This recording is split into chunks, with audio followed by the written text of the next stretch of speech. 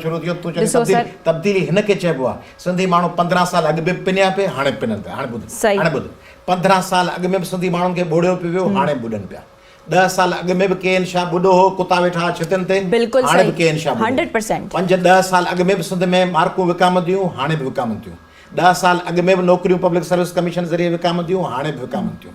10 साल अॻु में माण्हुनि खे भत जी देॻ ते वोट वरितो वेंदो 5000 रुपए में, हाणे बि वरितो थो वञे। 10 साल अॻु में बि कराची में तव्हीं इनसिक्योर फील कंदा हो, हाणे बि सिंधी माण्हुनि खे टके टके जा माण्हू अची क़तल करे वञनि इरशाद रांझाणी वांगुरु।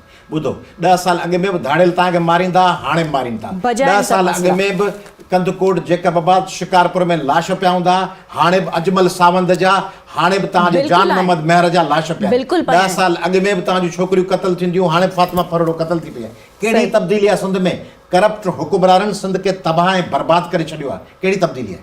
बिल्कुलु बजाय मसला। ठीकु आहे, तव्हां सभु राइटली पॉइंट आउट कयो, पर तव्हां पाण खे उन पोज़ीशन ते छो न आणे सघिया आहियो जो तव्हां इन्हनि माण्हुनि जा मसला जिते उजागर कयो था त उन्हनि जे लाइ हल बि पेश कयो। पोज़ीशन जो मसइलो न आहे न, त पर तव्हां खां पुछां पई न।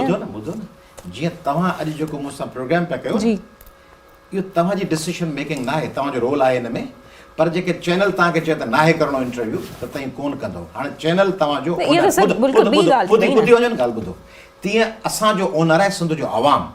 सही आहे। जीअं तव्हांजी पॉलिसी तव्हांजो चेयरमैन ठाहींदो कंहिं अख़बार चैनल जी, बोर्ड जो चेयरमैन ठाहींदो, सिंध जो वज़ीर आला ठाहींदो। स्टेक में अचणो थो पवे न, स्टेक में अचणो थो पवे। हाणे उन जे पोयां तव्हां मुंहिंजी ॻाल्हि जो जवाब ॿुधो सिंध जा 7 करोड़ माण्हू आहिनि।